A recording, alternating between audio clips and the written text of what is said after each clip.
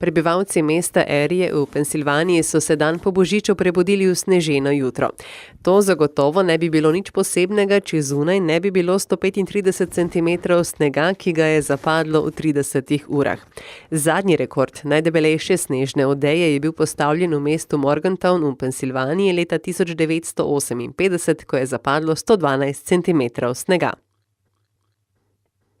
Narasla reka je na cesti v vzhodni Boliviji porušila most. Most se je nenadoma zrušil, ko je preko njega peljal tovornjak. Pod težo tovornjaka je most popustil in tovornjak je skupaj s šoferjem padel v reko.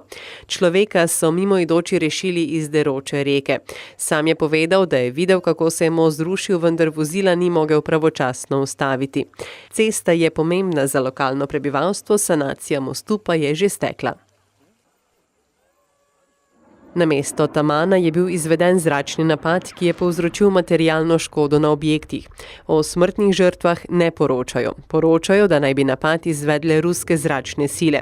Zračni napadi so se zgodili, ko so sirske vladne sile napadle upornike, poročajo iz Urada za človekove pravice v Siriji.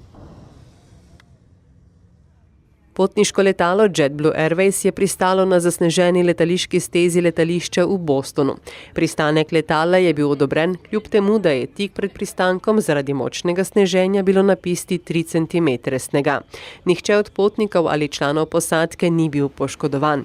Kasneje so promet na letališču Logan v Bostonu ustavili zaradi močnega sneženja in zmanjšane vidljivosti. Starši mehiških študentov, ki so bili ubiti v grozljivem pokolu, so se zbrali v baziliki v mestu Guadalupe. 43 mehiških študentov je izginilo v mestu Iguala leta 2014. Izginili naj bi v sumljivih okoliščinah. Po poročanju pa naj bi bili ubiti, njihova trupla sežgana, pepel pa vržen v reko. Skoraj po 3 letih neuspešnega iskanja, ker je še toliko nejasnosti v tem primeru, sedaj starši zahtevajo jasne in nedvoumne odgovore od odgovornih za razrešitev tega primera.